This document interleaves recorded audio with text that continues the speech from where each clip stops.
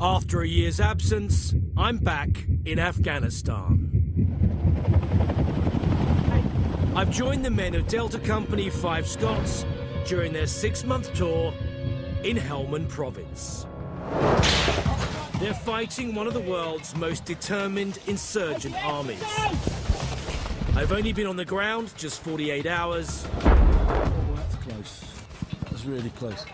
And we've already met with heavy resistance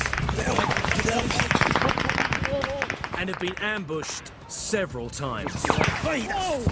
Get down, get down, get down. But this is just routine for the soldiers fighting on Britain's front line. RPG down!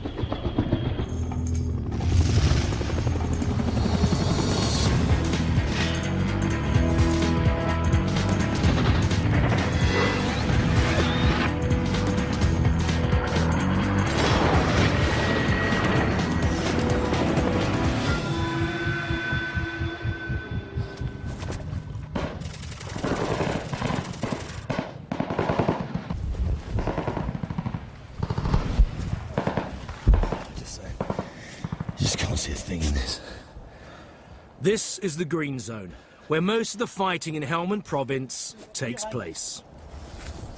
Oops. It's 8:25 in the morning. We've been contacted 3 times so far. This will be the 4th. They've started getting more aggressive, as you can hear. And they're heading our way, apparently. As the fighting intensifies, 2 Scots with their Mastiffs are called in to provide extra fire support.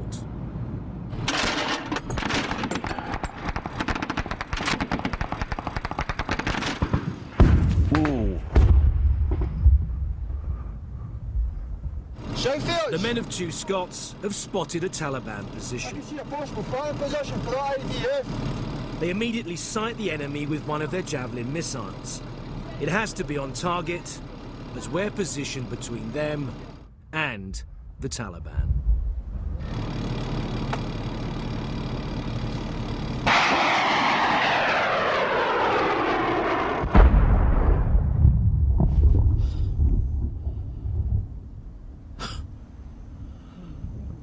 It may sound so sad.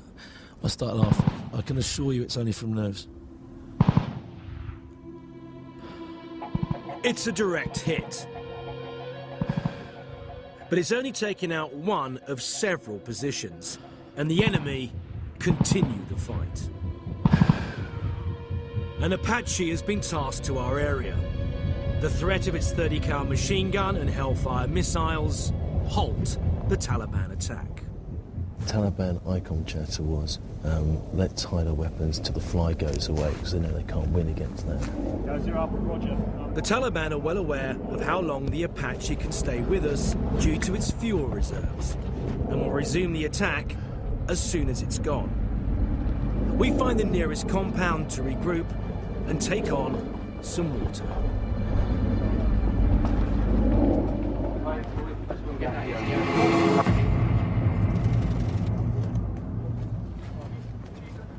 With temperatures soaring into the mid-40s, it's a relief to find some shade. Because of the fear of heat exhaustion on both sides, there is a sort of unofficial truce not to fight during the hottest hours of the day.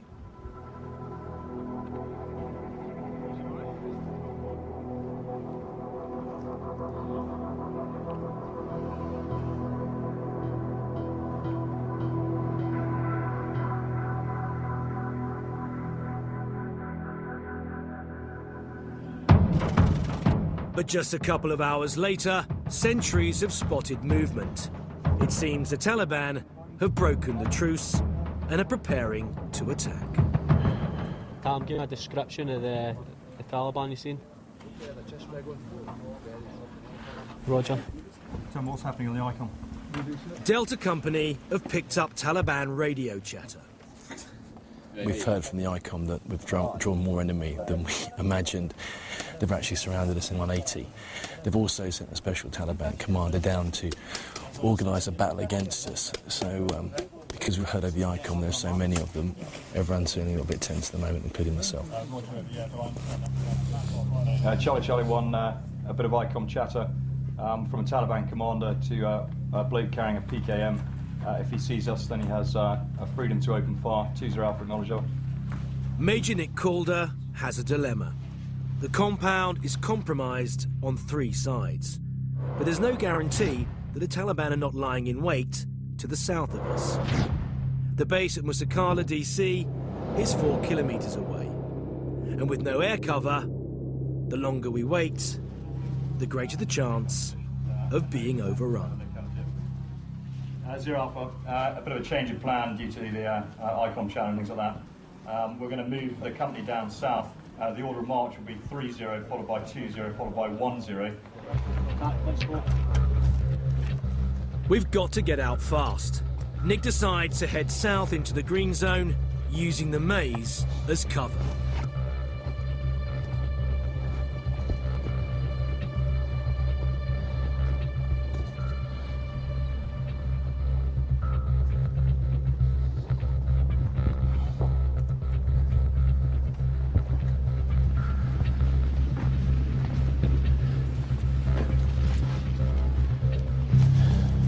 After 15 nerve-wracking minutes, the airwaves are suddenly busy with ICOM chatter. The Taliban realise we've slipped their net. We've outfoxed them. What we've done is, because it was a monumental force and a massive ambush like we walked into yesterday afternoon, we've bugged out around them and they're pissed off. So they just said, anybody you see, shoot.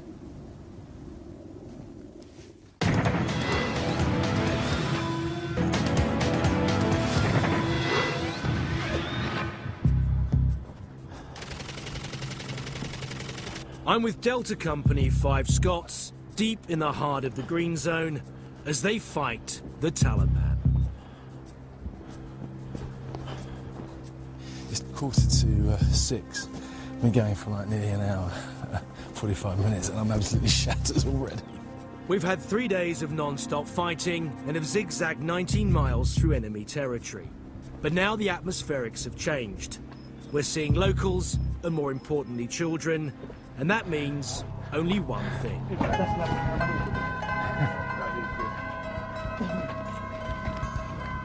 Ask them, is there any Taliban in this area? طالبان خو دې ولې دلې په علاقه کې منطقه چې تاسو را تیرسته بیان نه دی راغلی مخکې چې تاسو نو سره غلي د لیته و No, tell them we appreciate that. Tell them we appreciate the information. هغه ته ضرورت نشته ډیره مننه وایي And that's what Afghanistan needs, is also people like him to give us the information. او که تاسو نه یاست نو دوی راسي طالبان راسي دلته طالبان چې راسي نو بارا موږ خطر د بمبارد را سره خطر د مشکل کې اګم سره ها ډیر خطر کې کوم وخت چې موږ سره ورسېږي موږ د خطرې څخه ووسو Cool. Tell them manana. With no sign of the Taliban, it's decided we should return to the base at Musakala.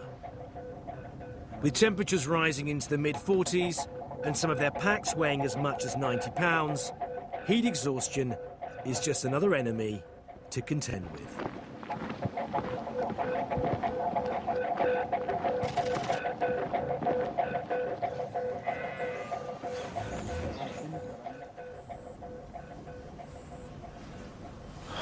Got my own shower going, it's just an internal one. It's bloody hot. You can say that again.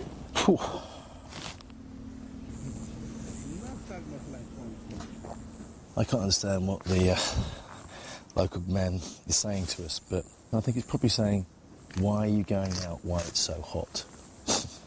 I have to say, I'm inclined to agree with him.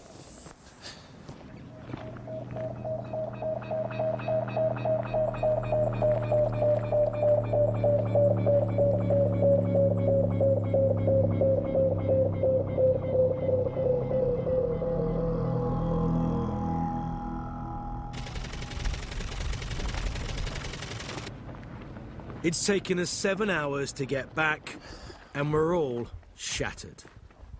Well, it's good to be back home. The morale of the guys just been incredible all the way through, and their professionalism just outstanding. Tired or not, the troops must first clean their weapons, as the base is vulnerable to attack 24 hours a day. For 4 days, we've eaten nothing but cold army rations, so we're thankful to see the mess hall has stayed open and laid on the rare treat of fresh meat. Assuming, of course, we can all stay awake long enough to eat it.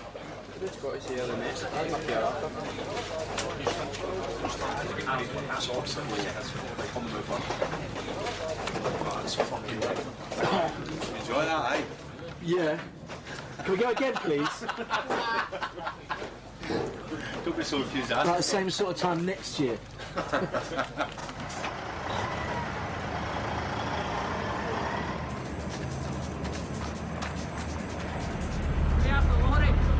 After the operation, Delta Company are given a brief respite.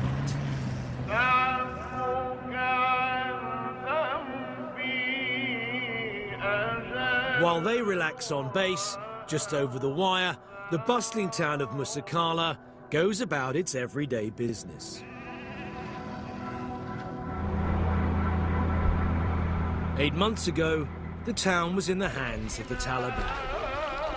Today, a tentative peace exists between the locals here and the soldiers.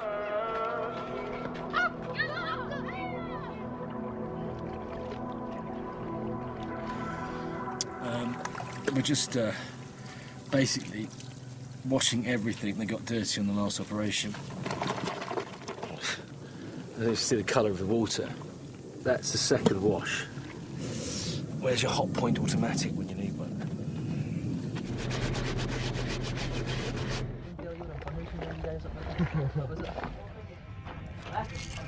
The operation is considered a success as Delta Company sustain no casualties and they have 2 confirmed enemy kills. After every operation, there is always a debrief.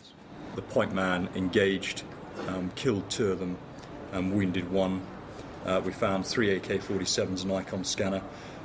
So the hope is that we've killed some sort of commander, probably low-level commander. And for Nick, it's been a success in more ways than one. It is the first time that we've managed to shoot them before they've shot us. And for the lads to come across 2 Taliban bodies is a good thing.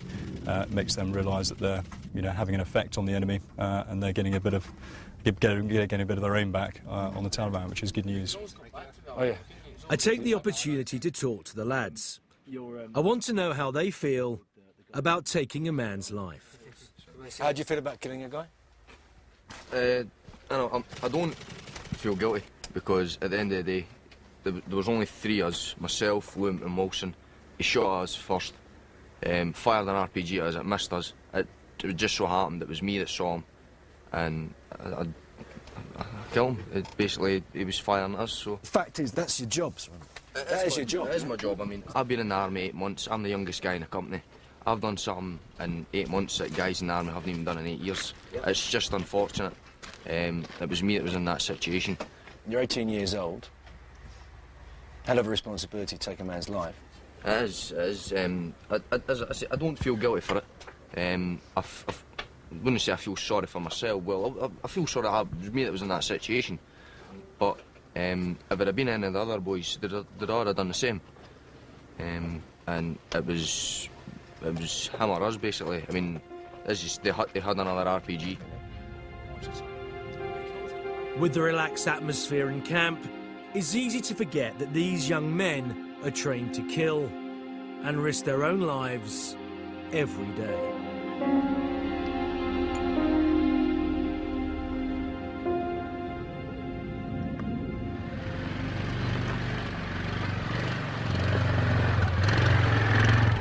One of the few highlights of being away is getting mail from home.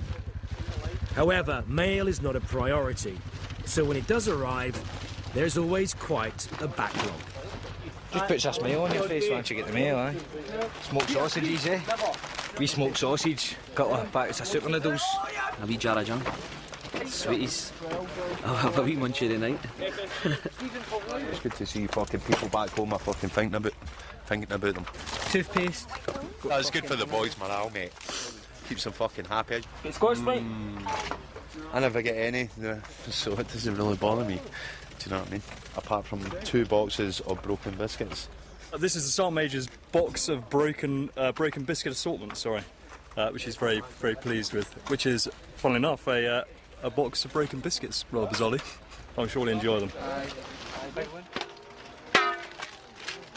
It's from my wife. Basically just a wee update here. That's my son, that's my dad. We went to the zoo. She's just saying how the wee man's growing up and stuff like that. She's found a freckle on his nose. And she wants to learn to drive. God help us.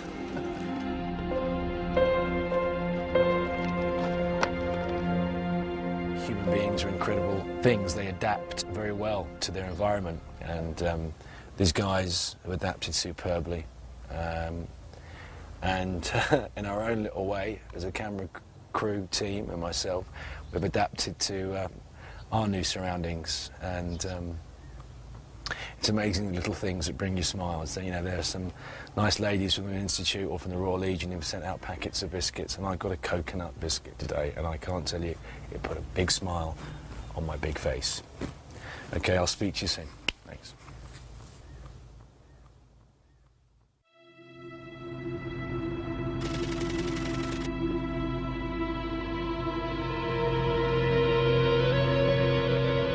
Today, Delta Company receives orders for the next operation, but there's a problem. What's happening, Goody? Basically, at the moment, we've had an outbreak of D&V, diarrhoea and vomiting within the company, not just within our company, but within Mastiffs as well. They believe it's a viral bug, so therefore we're having to delay the operation by 24 hours. In terms of your higher ranking commissioned officers, how many people have you got now? 2, OC and 2 IC who's in. So the officer in command's down? Yes. And the 2 IC, did you say? 2 IC at the moment. I would just like to point out that both Sergeant Majors are sitting here, and where are both OCs at the moment? Yeah. That's all I'm saying. My career is probably over, however we can live with that. And so is yours, Toby. To contain the virus, the medics move the infected men into quarantine.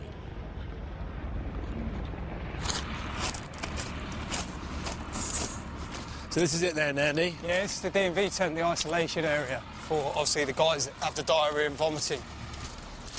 As you can see, the actual compound itself and that in it is obviously, it's been isolated off into the corners. OK, so the idea is to stop the risk of spreading. Guys walking over there, using the facilities there, and then spreading the risk of, or running the risk of people coming infected itself. But this is no different from what happened to people in the plague. You put them, you isolate them. Exactly, you isolate them, get them out of the way, keep them to themselves and that. So it gives a chance to the guys who aren't ill to not become ill.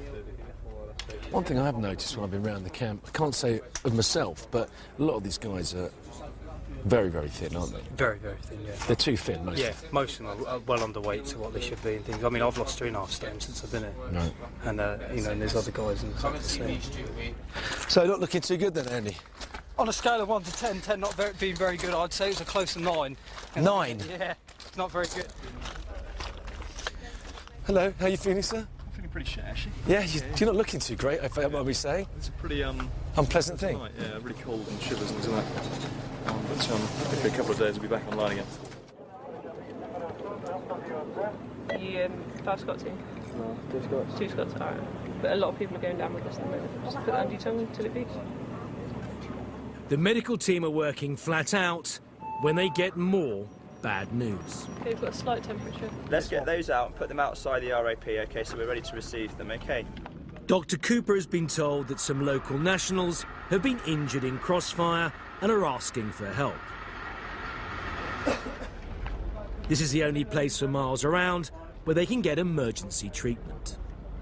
6 casualties have just been told to present themselves at the front of the fob. That's all the information we've got. So what we're going to do is just see what they've got. Obviously today's been more complicated because we've got about 20 people down with D&V. Viral D&V, so it's all a bit busy at the moment. That's IDF. Very rare they'll attack the DC while we've been here, particularly at this time. It's only 10:30 and we've just had an IDF. It was a rocket. Not an RPG, an actual Chinese or Russian-made rocket, which is a long-range rocket, just zipped over us. Thankfully, the rocket missed its target and landed in the Wadi. just as well as the medics have enough to do with the 6 locals injured in crossfire who are desperately in need of emergency treatment. Head first, please.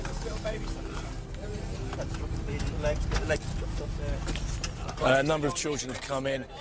An elder man, his guts are out, and so he's got about a good 2 handfuls of guts on his stomach.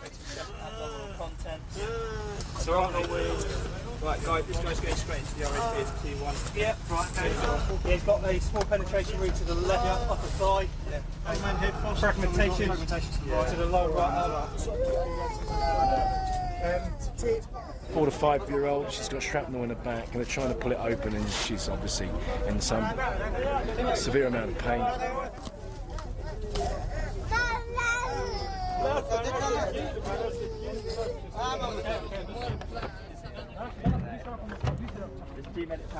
Right, guys, I know they're women, okay, but in order for us to assess it quickly, we need to get the clothes cut off them, okay? Otherwise, we're not going to know what's going on. This lady's pretty badly hurt down here, but because of their religion, they're covering her while the guys work on her, so no men can see her. Young. And it's very difficult for me to understand as a Westerner, being brought up the way I was, to understand the importance of that. I'll come down. Right, guys, listen in. Right, you two are dealing with this casualty for me. Roger, sir. Tim and Andy dealing with this casualty, okay? Now, within a matter of seconds, everyone was concerned about the D&V. The next minute, reality of war's here. Oh, yeah, I'm just going to ask chest seal, is that right? Yeah.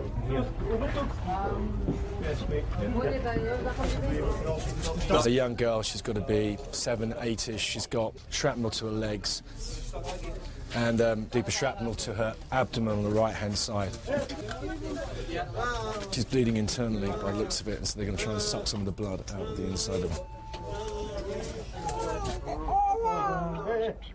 The baby girl is also injured by shrapnel and is in a serious condition. It's vital to stabilise these casualties so they can be evacuated to the hospital at Camp Bastion, where there are better medical facilities. You've got a lot of casualties coming in. Can you explain to us what the worst one probably is the elder gentleman with a stomach wound? The most serious is a little 6-year-old who's a girl who's actually got a very serious chest injury. In order to help her breathing, we've had to put a chest drain in, and we've also decompressed her chest, which, if there's air on the outside of the lung and it squashes your lung, then the lung can't open up. Basically, you suffocate. Yeah. In essence, yeah. So what we've done, we've put a needle in there to allow that air to escape so the lung can re-inflate. Signs? The one thing that I've learned since being here is thinking with kids is that they hang on, and then all of a sudden they go very, very quickly. Oh, she's got a cut in the back of her head. You know, when you see children particularly, it really brings it home, you know, the damage that the weapons that are being used in this modern war can do to people. Start Major. Wheels are up, okay, so we're going to start moving them up to the HLS. I'm quite happy for you to... Anyway, I have to say, people here, you know, on the ground, the medics, all the staff here, and everyone's mucked in as well, done a fantastic job.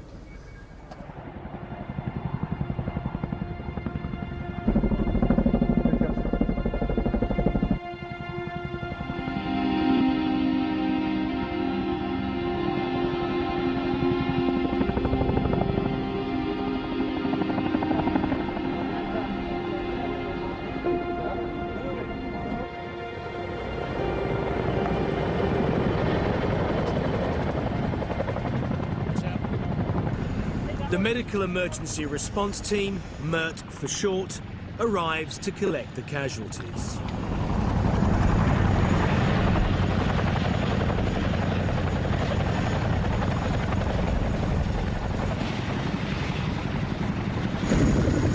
Within 15 minutes, they will be at the new fully equipped hospital at Camp Bastion.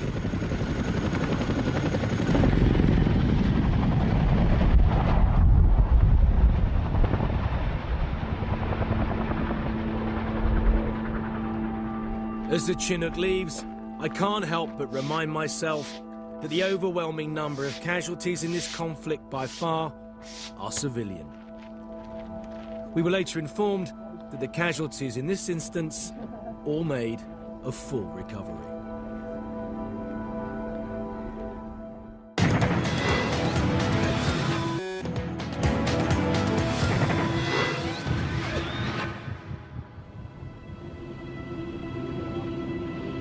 For the last 24 hours, the camp at Musikala has been in the grip of a virus that is causing diarrhea and vomiting. This morning, I too have woken up, having spent the night doing what has jokingly become known as the Musikala Shuffle. About 2:30 this morning, I got hit with a dreaded lurgy. So I was back and forth across the ground between here and the thunder boxes about 8 times. In fact, I got halfway across, turned around and had to go back again. So I'm going to see the doctor and just see what he can give me. No. I was up with the shits all night. Has anyone else gone down with it? We've got about 30 people gone down with it over the past 2 days. 30? Yeah, so it's quite everyone seems to be getting it. Luckily we're okay so far. Yeah, because you've built up your immune system. You don't get anything, do you? 35.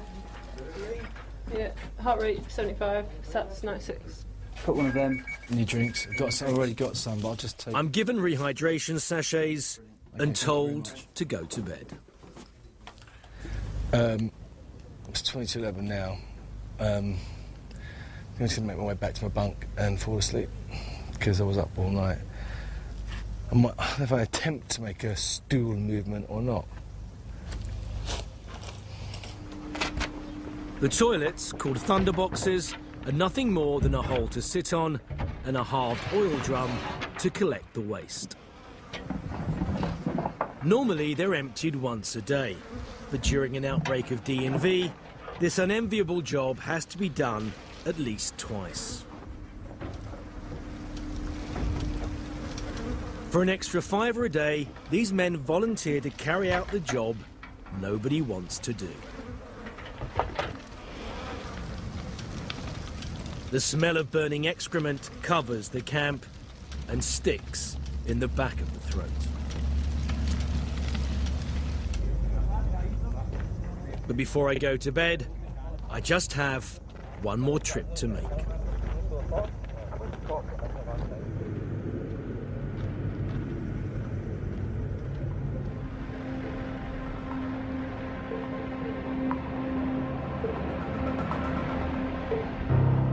The next day, myself and Delta Company seem to be over the worst, although the illness still lingers around the camp. With the men declared fighting fit, the operation is back on, although some are clearly fitter than others. OK, now the sanity check for the plan itself, ready to move, 1,400 hours, all kit squared and ready to go. In the next operation, Delta Company are targeting the stronghold of Small Cats. It sits in the shadow of Mount Doom and is home to some high-ranking Taliban commanders. With regards to enemy forces, the only other int that we've got is Simon. Some pretty exciting int, I think, if you could just brief us on that. The NDS, which is the Afghan, kind of special police, told us today that there's been some enemy seen in Tamyan Kelly and Targa Kelly, which is the area we'll be moving through, wearing sandals. So if you keep your eyes open for anyone wearing sandals, they're a threat, a direct threat.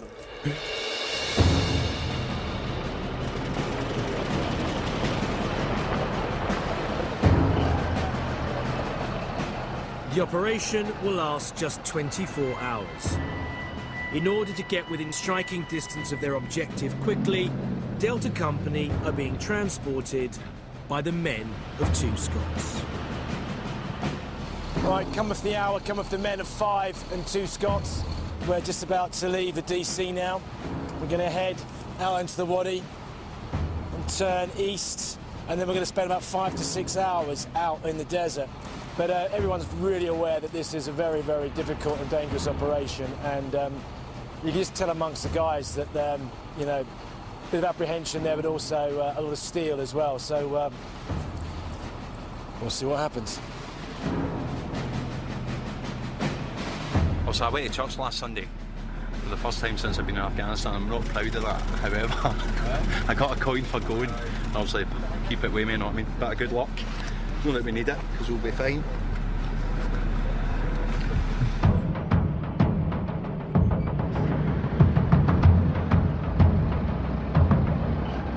The 60 men of Delta Company mount the 15 heavily armoured Mastiffs, each one equipped with a 50 cal or grenade machine gun and the Javelin weapon system.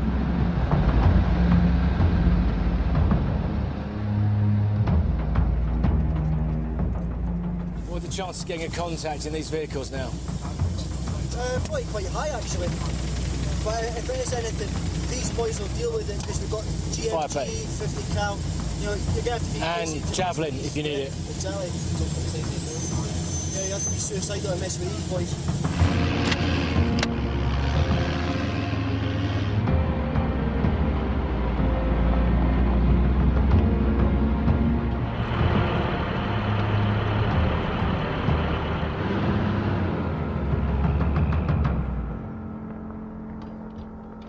Officer in command, Major Nick Calder, has come up with a plan to outguess the enemy. Normally, Delta Company attacks the Taliban by moving north, but this time they're coming from the east towards Cats and Small Cats. To do this, we're travelling to Mount Doom, where we'll lay up overnight. Then at first light, the Mastiffs will drop us on the other side of the mountain to take the Taliban by surprise. I trust Nick, the OC. He's, so far when we've been in operations, he's got us out of very sticky situations. And he's the man that knows what he's doing. So his men have trust in him, and so do we. I've got a good gut feeling in this one, so fingers crossed. Hopefully it all works out and we fill a few Taliban body bags this time. Each Mastiff weighs 23 tons and is designed to protect troops from rocket-propelled grenades and mine strikes. It's considered to be the safest form of transport for soldiers on the ground.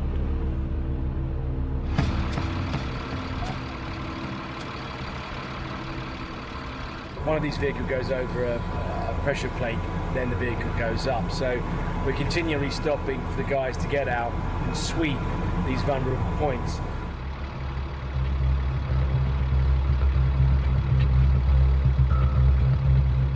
Very dangerous drop, and many of these vehicles that are driven and operated by two Scots have had mine strikes in the turf while they've been out here.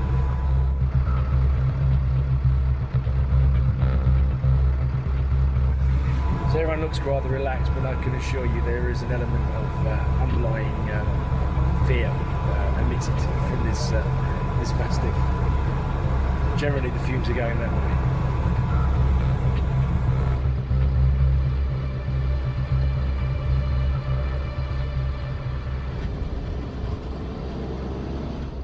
It's only 7 kilometres to Mount Doom, but it takes us 4 hours. The success of the operation rests on us being able to lay up undetected overnight before our surprise dawn attack.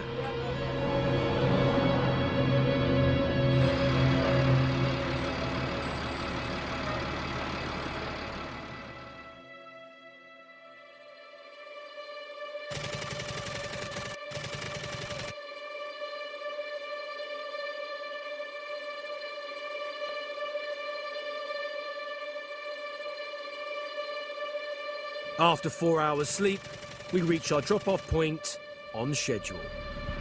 Right, 20 Alpha, 0 Alpha, wrong 10 Alpha, 0 Alpha. As soon as you can, let's push into the compounds just to the left of the 30 call signs, i.e. to the south. Over. We've just had information to say that packs of men are leaving Cats. Cats is the town to the north, the Taliban stronghold. They know that we're here and they're heading in our direction. So we have put the stick into the hornet's nest and the hornets are on their way. Right, order march, guys. The Mastiffs are too heavy to work in the green zone, so they stick to the high ground to provide fire support and possible medical extraction. As we part company, I can't help feeling a little vulnerable. Just coming into the green zone now. It's very quiet. A lot of people have bugged out of their compounds. The place is deserted. Ghost town. We know the enemy have ID'd us, they've seen us, so it's just a matter of time now.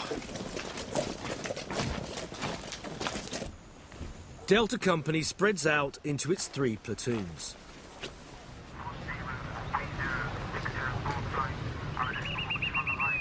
Just to give you some geography of where we actually are positioned at the moment.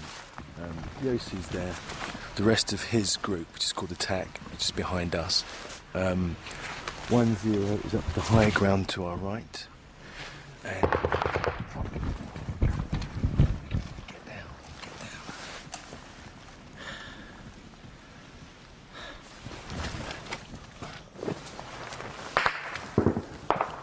To fill the boredom, the lads have organised a sweepstake for the time of the first contact.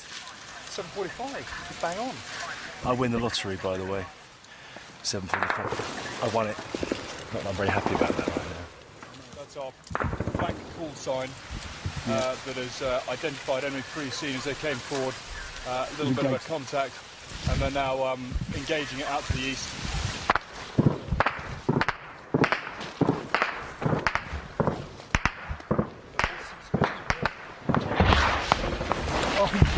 RPG.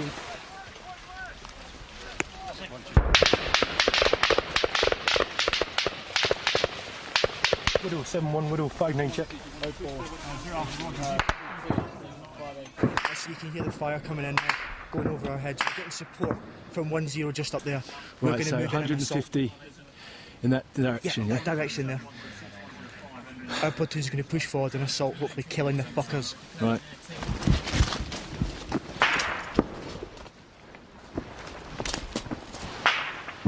As we push forward, Nick's been informed that one of his men from 1-0 has been shot. 1-0 Bravo, 1-1 Charlie. Be aware the 2 Mastiffs just arrived at my location looking for a casualty. I'll send a steer up towards you now. Over. Here's wee Jono. Look. Wee Jono shot in the foot. Right in the toe, man. Right in the fucking toe, man. I'll see how he is. He's got his gunshot wound to his toe.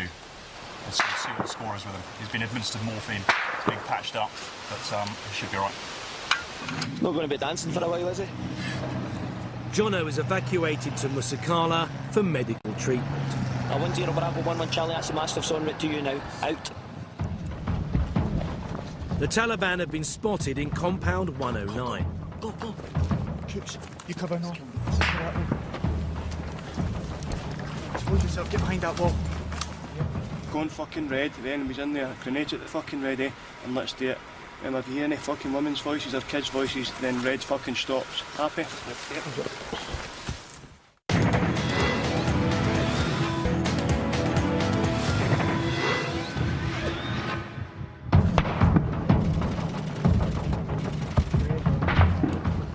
Since dawn, Delta Company have been searching for the Taliban.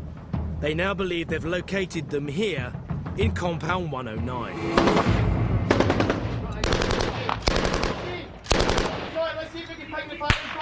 It was secured, compound 109. Yeah. Guys, get yourself sorted out. One section, those sections are launching. Let's get As 109 is secured, the Taliban hop to the next compound.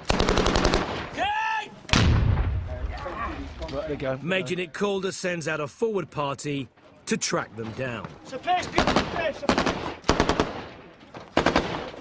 Can we get the jet to have a look at the compounds 88 to 79?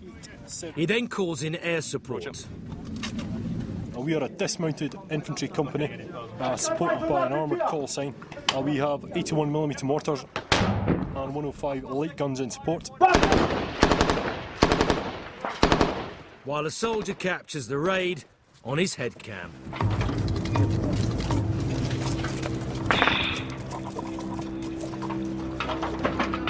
Yep, should you happy?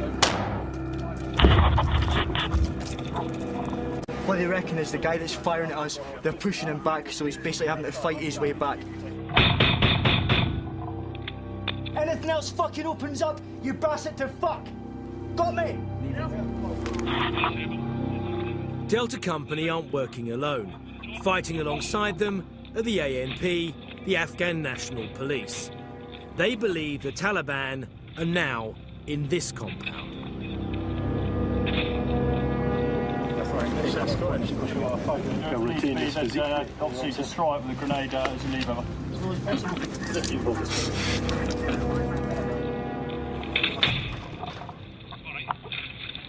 Fucking Leno, well done, mucker. Grenade 109. Let's get in there and search it. Fucking thorough search. The call sign that just went in has found a fighting age male in one of the compounds. Now the ANP are 100% certain that this is a Taliban fighter, so they're going to arrest him. Oh, he's dropped his weapon. Yeah, he's dropped his weapon and done a runner trying to play the civvy part, so ANP aren't buying any of it. So they're going to lift him. Send over. 0 Alpha, roger. Got one prisoner as well from one of the compounds up there. 0 Alpha, what up?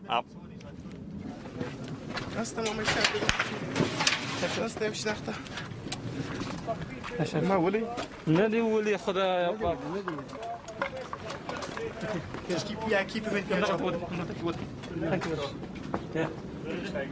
Yeah, okay. John, tell that cunt to keep his mouth shut.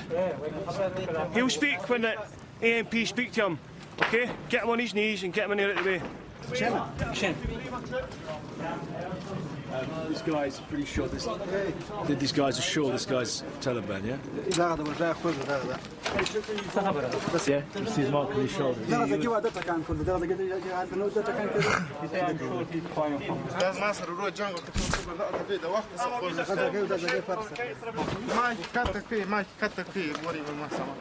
The police take the prisoner back for interrogation. Later, forensics discover heavy amounts of gunpowder on his skin and clothes. However, there was insufficient evidence to convict him, and he was later released.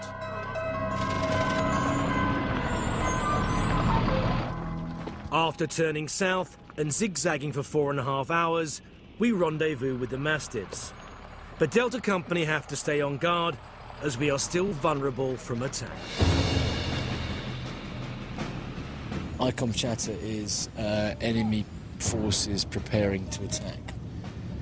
So let's hope we get out before they do. Yeah. Yeah, 2, 3, go!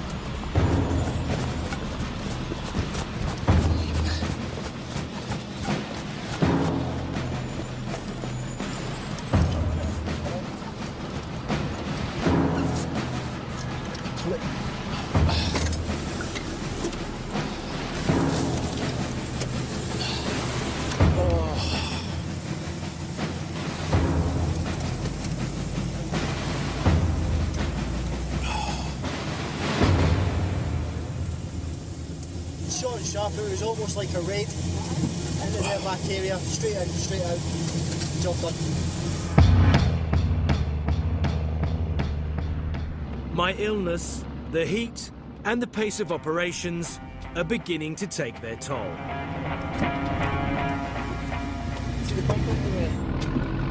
In a few days' time, I'll be out on the ground again, but this time with the Royal Irish Regiment. They'll take me on patrol through the town of Musakala, where we become the target of a suicide bomber. So you're coming in from that direction? Yeah, it's come down onto the western side of the wadi. Then we will head south and experience the full force of 21st century warfare, both from the ground and from the air.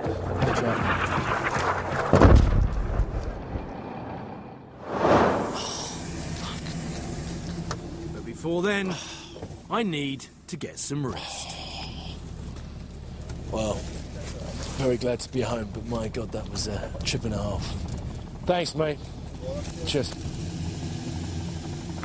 Hey, mate. Fucked. There's a preview of next week's episode and a frontline jargon buster if you want some further intelligence on how to decode military speak. It's all at sky.com/Ross Kemp. Next tonight, Caroline Flack and Ian Wright with another chance to catch the Doom Meister. You gotta love that beard. And his fellow men and women of muscle. It's brand new Gladiators.